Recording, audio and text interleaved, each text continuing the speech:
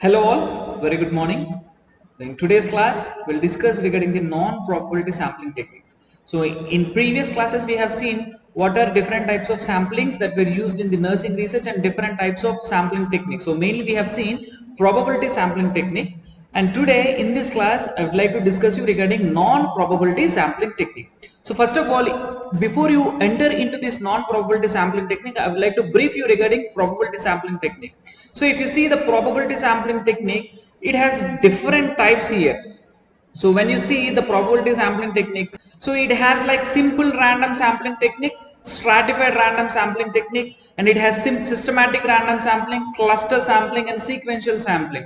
Whereas in non-probability, we have purposive sampling, convenient sampling, consecutive sampling, quarter sampling, and snowball sampling. So here, if you see the probability sampling technique here, everybody has equal chance to get selected as a sample.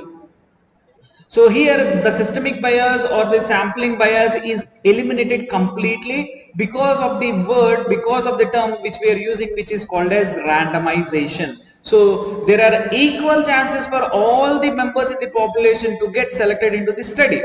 Whereas when we are discussing regarding the non-probability sampling technique, so in non-probability sampling technique, here the researcher, he can choose the sample, and the population, the entire population will they might get chance to get selected as a sample in the study, or they might not get a equal chance to get selected in the study. So we'll discuss deeply regarding this non-probability sampling. So firstly, we'll see what is this purposive sampling technique. So when we come to see the futures of this non-probability sampling technique, so the first point, it is saying that it is a technique with the samples are gathered in a process that does not give all the individuals in the population equal chances of being selected. It means when you compare this with the probability sampling technique, here everybody are given equal chances of being selected as a sample, but in non-probability sampling technique, it is not giving equal chances for everyone, because here the main word which is called as randomized selection process is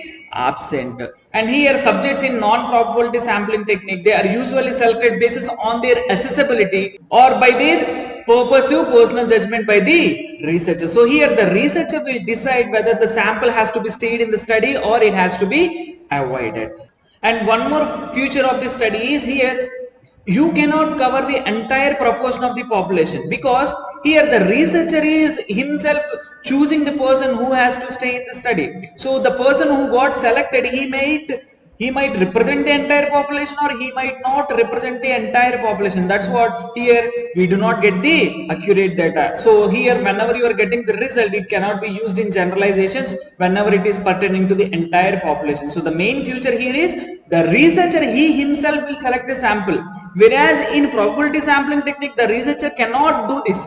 So the persons who are getting picked from the particular method that were used, he will be selected as sample, and researcher does not change anything here. Whereas in the non-probability sampling technique, the researcher can choose to which person can stay in the study and which person can be omitted from the study. So these are some of the features of non-probability sampling technique.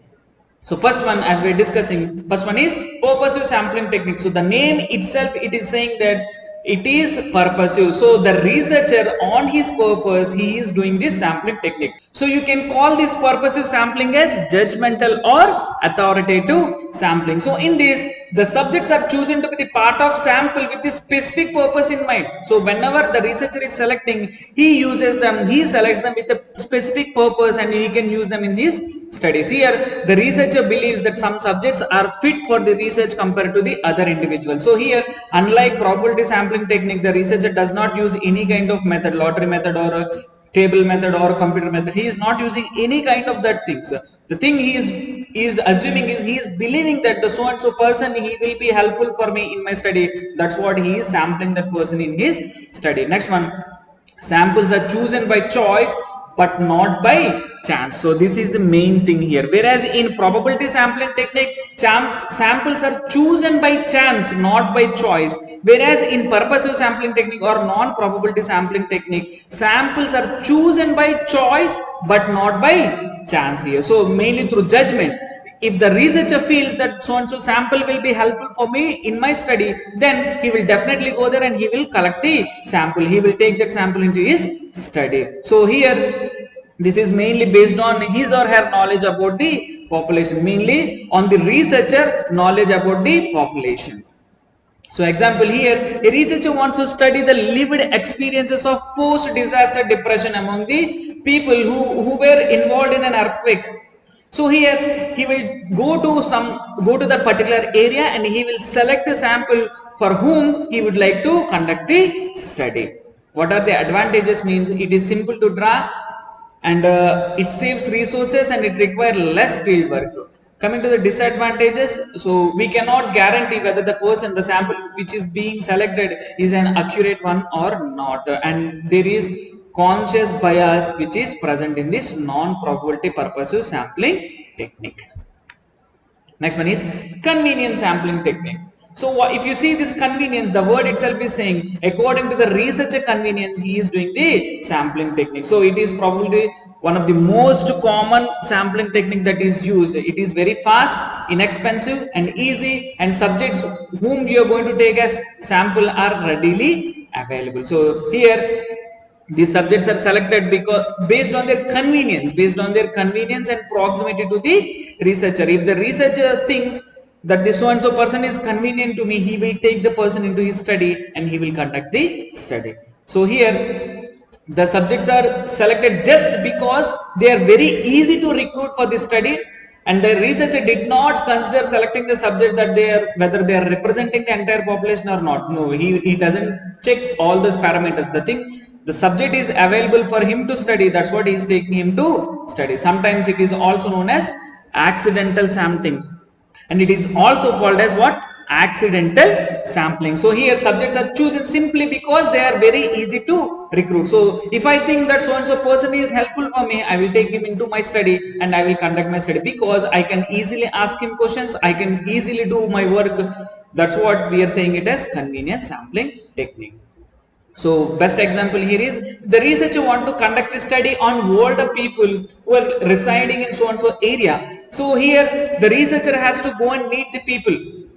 The researcher has to go and meet the people. So what he will do is, where we can see all the older people means daily they will come for walking in certain types of areas such as parks or some kind of jogging area. So here what the researcher will do, he will go to the particular area and he will sit there in a particular time. So here the researcher feel convenient. So what is the normal walking time or exercise time is from morning 6 a.m. to 8 a.m. you can consider. So the researcher will go to particular area where the jogging is going on, where the older people usually gather, and from morning 6 to 8 a.m. he will conduct the study.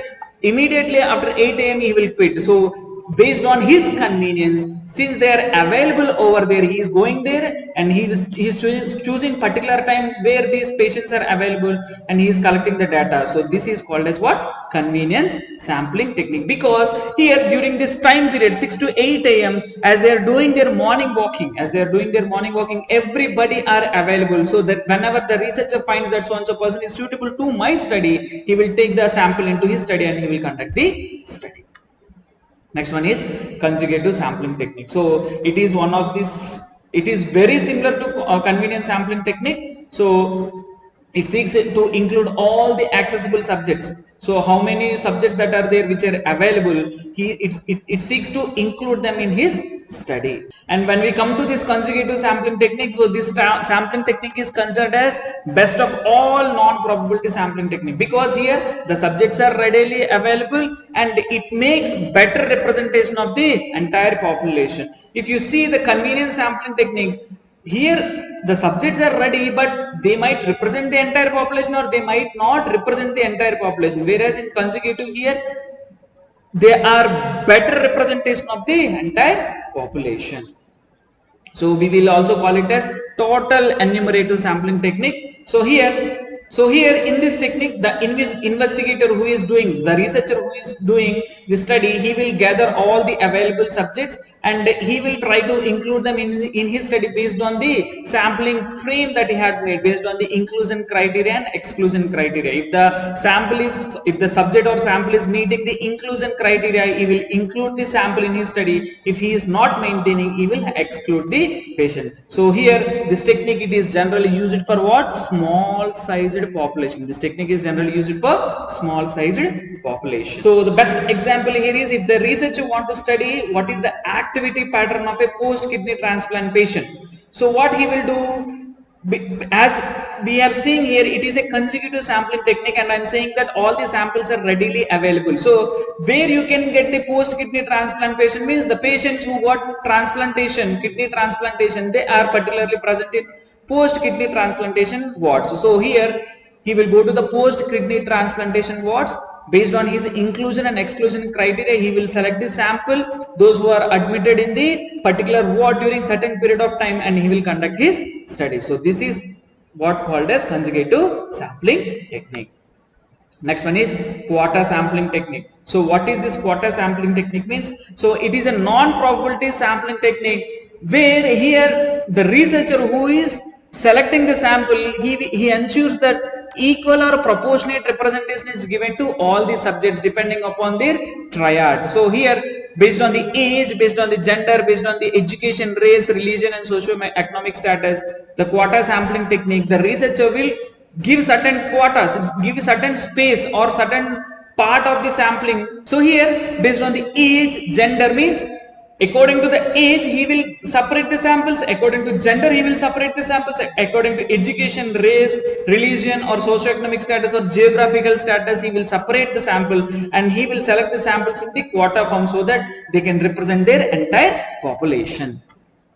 So here if you see, if the basis of quota is at college level, the researchers need to bring out the equal representation. So if he needs like 100 samples, we have 4 years in your college. So here all 4 years they must represent the entire population. So every year will be given like 1/4. So 25 students from first year, 25 students from second year, 25 students from third year and 25 students from fourth year, so that the quota, it is given equally for entire class, equally for all classes, and the samples are being selected into the study. And the fifth technique that we are going to study is snowball sampling technique. What we are going to study, it is snowball sampling technique. So here the researcher, he identify the potential subjects in the study, and he tries to locate them. When he find a particular sample, with the help of that sample, he is trying to find out the another sample for the study. Best example is commercial sex workers. So here we cannot find these commercial sexual workers everywhere. Okay, here when a researcher finds a chain, when he finds a particular link, he tries to cope up with the link, and he tries to bring out all the other samples using that particular person, using a referral sampling technique. What it is, we are using what? Chain referral sampling. So that's what snowball sampling is also called as chain referral sampling. So with the help of one sample, we'll try to find out the other. With the help of the other sample, we'll try to find out some more samples. So this process is called as what? Snowball sampling. So here one person is nominating the other person with the same triad. If we both belong to one category, so whenever they are inquiring me as a sample, what they will expect means, they will expect a name from me. So whenever I am saying the other name, they will go to the other sample, they will do their examination again, they will expect another name from the particular person. So here we have like different types. The researcher, he will observe the nominated subjects. So until he gets the sufficient number for his study, he will do this particular snowball sampling. For example, if the researcher want to conduct a study on prevalence of HIV/AIDS among the commercial sex workers, so nobody is willing to come and participate in the study. So if he finds any one person in the entire population to get participated in the study, by using that one person, he will try to convince, or he will try to bring other samples into the study. So whenever we are seeing this snowball sampling technique, we have two types: linear snowball sampling, and also we have exponential snowball sampling. So what is this linear snowball means? Here in this, each selected sample is asked to provide a reference of one similar subject. So here we are trying to gain a chain link. One person has to say another person name so that we can bring out the other sample in the study. In exponential snowball sampling, here each member is asked to provide at least 2 names. So here, whereas in linear, one person has to say another person name, another person will say another person name, whereas in the exponential sampling technique, one person has to say 2 names, this 2 person has to say another 2 names, and this 2 person has to say another 2 names. So we are exploring, the sample size grows extremely large. So with the help of one sample we are finding out 2, with the help of 2 samples we are trying to finding out 4, with the help of 4 samples we are finding out like 8 other samples. So this is what we are calling it as exponential snowball sampling technique. Next one is exponential discriminate snowball sampling technique. So in this, initially one sample is selected and he is asked to give 2 references of similar subjects. So whenever he is giving 2 references of similar subject, at least one subject must be active and they must provide references for the another subject, so that the study will go on. The study will go on. That is what we calling it as what? Exponential discriminate sampling, snowball sampling. Coming to the advantages, it saves time as well as the labor work. The results in the it results in what? It results in the reduction of cost in terms of money as well as man in hour, means that much work time, and it is also having greater scope, and it is possible to collect all intensive and exhaustive data. So with this, I would like to conclude this session here. Hope you understood. So far we have discussed regarding the snowball sampling technique, quarter sampling technique, consecutive sampling technique, convenience sampling technique, and purposive sampling technique. So these are the different types, 5 types of sampling techniques that were there in the non-probability sampling technique. Thank you so much for watching. If you like the content, please like, share and subscribe, and if you have any types of queries, please drop them in the comment box so that I can rectify in the next class. Thank you. Thanks for watching.